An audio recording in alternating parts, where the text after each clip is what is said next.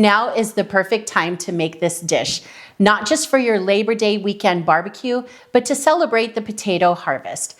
My loaded baked potato salad has all the best flavors of a baked potato: cheddar, bacon, sour cream, served cool and creamy. It's the ultimate side dish for brisket, ribs, beans, or fresh corn, and I'll show you exactly how to make it so you can wow your guests and send them home asking for the recipe. This is Nancy's Homestyle Kitchen, where I show you how to cook real food that feels like home with simple steps, affordable ingredients, and no pressure to be perfect. Let's review the ingredients. The first thing you're gonna need is good old russet potatoes. I have 4 pounds of russet potatoes, and how I prepared those is I set my oven to preheat at 400 degrees, and on a baking sheet coated with parchment paper, I laid out the russet potatoes that have been washed and dried, coated them with a spray of olive oil, salt, and pepper, and baked them for about 55 minutes. Now, depending on how big your potatoes are, you're gonna wanna start checking them a little bit early, but once they're nice and baked, pull them out of the stove and let them cool. While they're cooling, go ahead and put your pound of bacon on another baking sheet and throw that in the oven and let that bake. That takes about 20 minutes for all the bacon to cook nice and crispy, and then I just chopped it up. So this is 1 pound of bacon. In this bowl, I have 1 cup of sour cream and 3/4 cup of mayonnaise. We're gonna need salt and pepper, about 4 ounces of cheddar cheese. This is about 8 ounces. So if you really like cheese, or your family does, you can absolutely add more, but I'll add probably about half of this. I have 2 tablespoons of finely chopped green onion tops, and then I also cut some green onion tops on the bias, and we'll use that for a garnish. And finally, I have 1 tablespoon of ranch dressing mix and a tablespoon of apple cider vinegar. So let's start making the dressing and putting the salad together. So now that we have our potatoes cubed and cooled, as well as our bacon nice and chopped up, we're gonna start with the dressing. To make the dressing, I have in the bowl the sour cream and the mayonnaise, and we just wanna stir those to get them incorporated before we add the other ingredients. So just give it a quick whisk. It'll come together really quick. We're gonna add the tablespoon of the apple cider vinegar, the tablespoon of the ranch dressing mix, and the 2 tablespoons of the green onions. So give that a whisk. Then we're gonna add salt and pepper. Now, what I find is that with pepper, more is better. So I'm not gonna fresh grind it because it takes forever, but I like to give just kind of a uniform coat over the top of the dressing like that. And then the salt, we don't need as much salt. Sorry, my salt gets a little sticky in there. So I would say that's maybe half a teaspoon. We can always add more once we taste it, but to start with, I would just go for half of a teaspoon.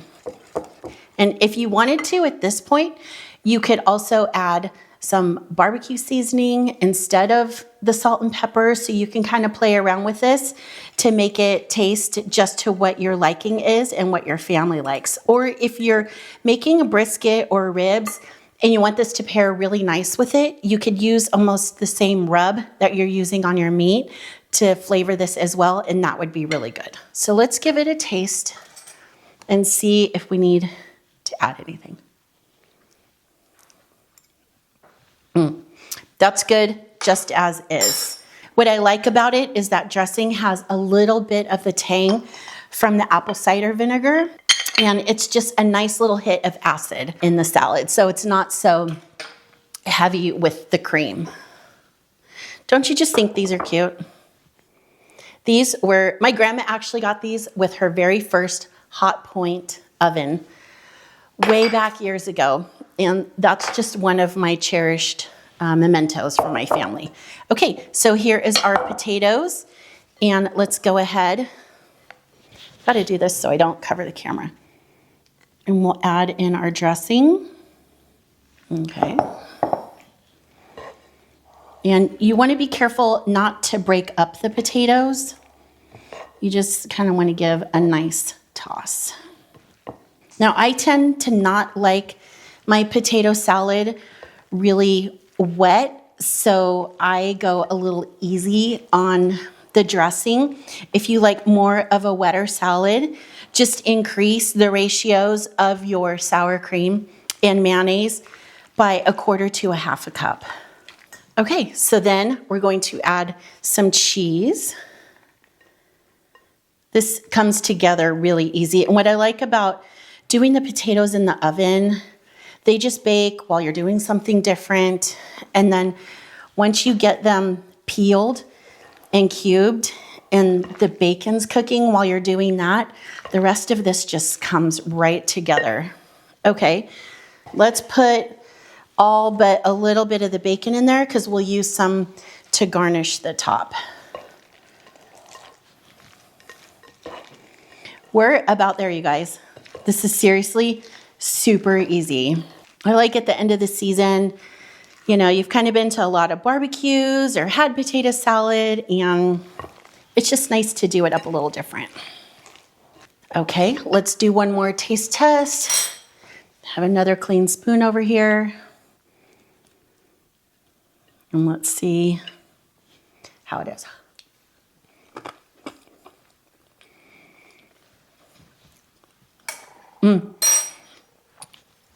That sour cream with the bacon, it just really hits on all the notes of your typical steakhouse loaded baked potato.